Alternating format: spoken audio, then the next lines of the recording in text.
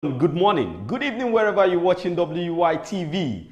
My name is Ahmed Abbas Olatunji, but you can call me Sidon J Omoyagba, the only Idon on Wisdom Yard Television.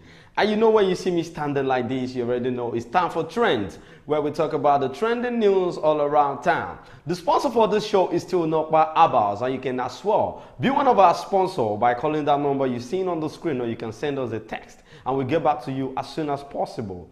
All right, today I have trending news lined up on my list. But the first one I want to talk about is, let's take it back to Ogun State. Something happened in Ogun State today because People's Democratic Party, PDP, they are still having the hope that maybe, from appeal to Supreme Court, maybe the Supreme Court is going to be in their, own,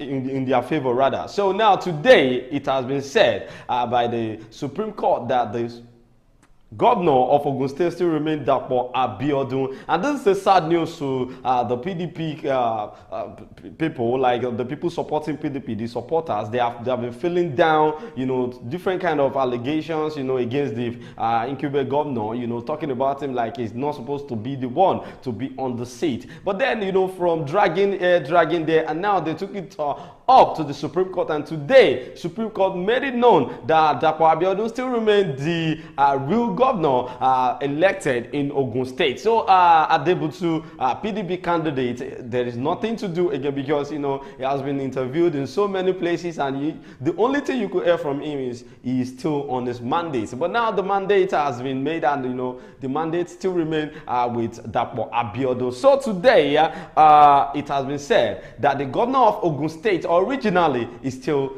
Governor Dapo Abiodun. The Supreme Court today put to rest the legal battle in the Ogun State governorship election with the dismissal of the petition by the People's Democratic Party PDP candidate Oladipupo Adebutu. So the appeal jointly brought before the Apex Court by the PDP, and Oladipupo was thrown out on the ground of being unmeritorious. So now it was unmeritorious. So now the candidate of PDP talking about Adebutu Oladipupo. So I feel you should try other, to work more in the coming election, because there is always chance for second time. So now Dapo Abiodun being the governor of Ogun State, congratulations, sir. But there's something I want to say.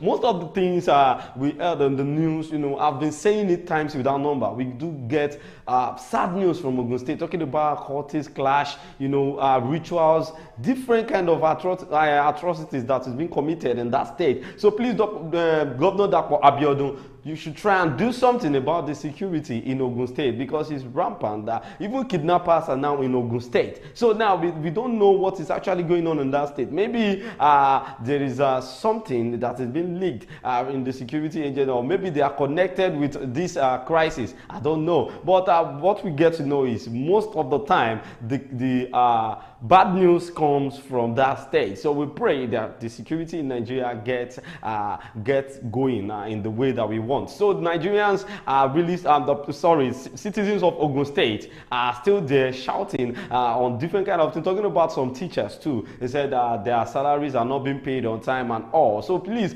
Governor Dapo Abiodun, congratulations once again, but please see to the affairs of the state. Well, let's move on to the next one here.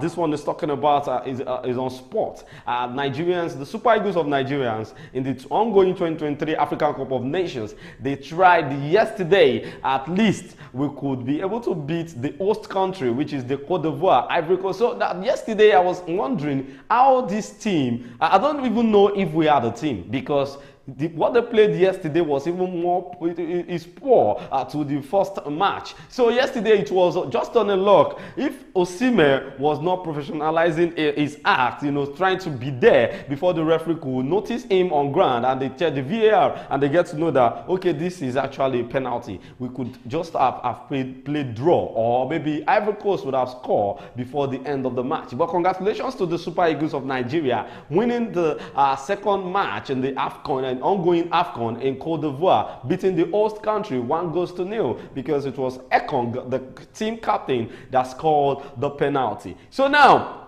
The problem here is the Super Eagles head coach, Jose Peseiro, has singled out Ademola Lookman and Samuel Chukwueze for praise following the hard-fought 1-0 victory against Cote d'Ivoire. Now, Pesero said the only two players he could single-handedly bring out from the match yesterday that performed so well was Lookman and Chukwueze. But me, I didn't go with this. I'm not in support of this because normally, as a coach, you are not supposed to be praising any player.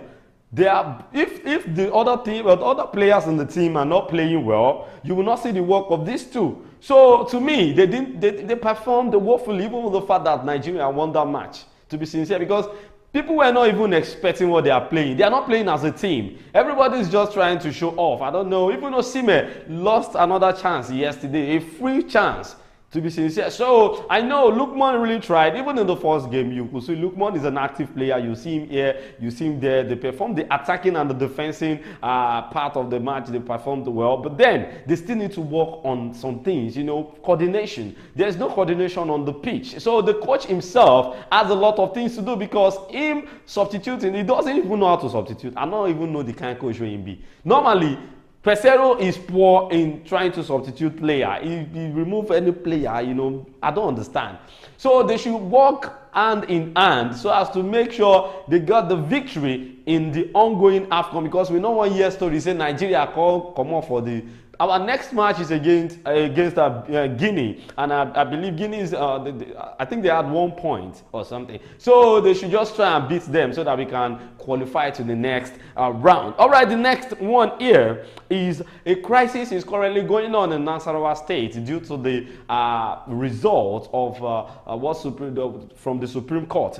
Supreme Court affirmed that the current governor, they said he's still the governor in Nasarawa State. But the PDP candidate, the PDP supporters in that state said, no, we no go gree. So they started a riot in Nasarawa State. Well, a crisis is currently brewing in Nasarawa State over the Supreme Court's judgment, which affirmed this election of Governor Abdullah Sule. So the Apex Court made it known today that they reversed the sack of Governor Sule, affirming him as the duly elected governor of Nasarawa State. So the Ever-Busy Lafia Jos Road has been completely blocked as we speak, as the protesters burn tires in front of the state secretariat of the party, thus barricading the road. So now, I think the security agencies should go there now and try to control the activities going on there, because it is now getting worse. Yes, they said the PDP candidate in that state is still their own winner. That's who they voted for. But the Supreme Court said the governor that is being affirmed, even during the election, is still the governor of Nasarawa State. If you could recall, they sacked the governor from office, saying he should till the Supreme Court bring out their judgment. But now the Supreme Court made it known today that, okay, the sacked Governor Abdullah Sule is still the real governor of Nasarawa State. So there should not be any riot once the Supreme Court has made their judgment. Nothing again, because that's the apex court in Nigeria. So I feel these people are going against the law. They are trying to, create a panic in that state. So the security agencies they should fall out and try to make sure there is peace in that state. Well, let's move on to the last one, the last trending news of today. This is talking about the explosion that happened in Ibadan Tuesday night, and this has led to many things, happening in that area, in that state, talking about Ibadan or your state. So it happened that today, an hotel, which is BON Hotel Nest Ibadan, announced the death of their operational manager, and they said this has to be something very, very disheartening to the whole company, to the whole hotel, because they were not expecting this. But they could now say that it was linked to the explosion that happened on Tuesday, because this manager actually had an heart attack. So that was what led to his death. So the operation manager of BON Hotel Nest Ibadan, Tunde Solomon, that's his name, has passed away due to a heart break linked to an explosion near the hotel in Bodija. Well, it was reported that the explosion, which rocked the Adeyi area at Old Bodija, Ibadan, on Tuesday night, according to reports, the explosion claimed 5 lives. That's what we heard. But I knew that the lives that was lost was more than 5. But the news will always have a number to pick. So now, I'm just saying it. These are the part of the things.